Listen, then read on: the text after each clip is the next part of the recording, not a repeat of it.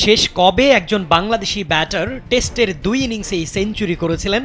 উত্তরটা খোঁজা খুব একটা কঠিন নয়। ২০২৩ সালেই মাত্র দ্বিতীয় বাংলাদেশি ক্রিকেটার হিসেবে এই কীর্তি গড়েছিলেন নাজমুল শান্ত।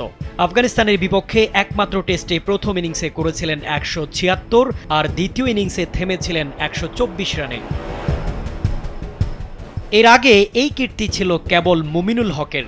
এই শ্রীলঙ্কার বিপক্ষেই ২০১৮ সালে চট্টগ্রাম টেস্টে ১৭৬ রান করেছিলেন প্রথম ইনিংসে, দ্বিতীয় ইনিংসে করেন ১০৫ রান। নাজমুল শান্তর সামনে সুযোগ ছিল অনেক প্রথমের সাক্ষী হওয়ার, বাংলাদেশের প্রথম অধিনায়ক হিসেবে টেস্টে ২ ইনিংসে সেঞ্চুরির মালিক হওয়ার। স্যান্ডেলিনা সো, রূপচর্চায় আভিজাত্য। প্রথম বাংলাদেশি হিসেবে ২ বার একই টেস্টের ২ ইনিংসে সেঞ্চুরি করার। দলের প্রথম টেস্টে শান্ত সেটা করেছেনও। পঞ্চম দিনে লাঞ্চের আগে বৃষ্টি হানা দেওয়ার আগ পর্যন্ত করেছেন ৮৯ রান। লাঞ্চের পর ব্যাট করতে নেমে বাকি ১১ রান নিয়েছেন দেখে শুনে। ২২ বল খেলেছেন সেঞ্চুরি পূরণ করতে।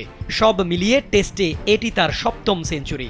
আশরাফুলকে পেরিয়ে শান্ত এখন দেশের হয়ে টেস্ট ইতিহাসে চতুর্থ সর্বোচ্চ সেঞ্চুরির মালিক। এর আগে বাংলাদেশের হয়ে দুবার ২ ইনিংসে সেঞ্চুরি দেখা গেলেও শান্তর কীর্তি একেবারেই ভিন্ন। টাইগার অধিনায়ক তার এবারের ২ সেঞ্চুরি পেয়েছেন গলে, অর্থাৎ দেশের বাইরে। এর আগে মুমিনুল হক এবং শান্তর আগের জোড়া সেঞ্চুরি ছিল দেশের মাটিতেই। বাংলাদেশ অধিনায়কের এবারের কীর্তিটা দেশের বাইরে।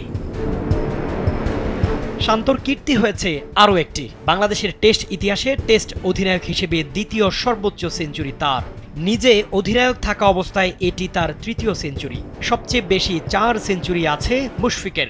মুমিনুল, আশরাফুল আর হাবিবুল বাশারের ছিল ২টি করে সেঞ্চুরি। সব মিলিয়ে টেস্ট ইতিহাসে ২ বার এক টেস্টের ২ সেঞ্চুরি পাওয়া ১৫তম ক্রিকেটার হলেন শান্ত। এদের মধ্যে ডেভিড ওয়ার্নার, রিকি পন্টিং এবং সুনীল গাভাস্করি কেবল ৩ বার করে টেস্টের ২ ইনিংসে সেঞ্চুরি পেয়েছেন। তবে গল টেস্টে এত রেকর্ড আর এত অর্জনের পরও প্রশ্ন থেকে যায়, ম্যাচের পঞ্চম দিনে বৃষ্টির আগে ৮৯ রান করা শান্তর সেঞ্চুরি পাওয়ার আশায় বৃষ্টির পর আবার ব্যাট করতে নামা কতটা কার্যকরী দলের জন্য? এ কে এম শামীম খান, কালবেলা।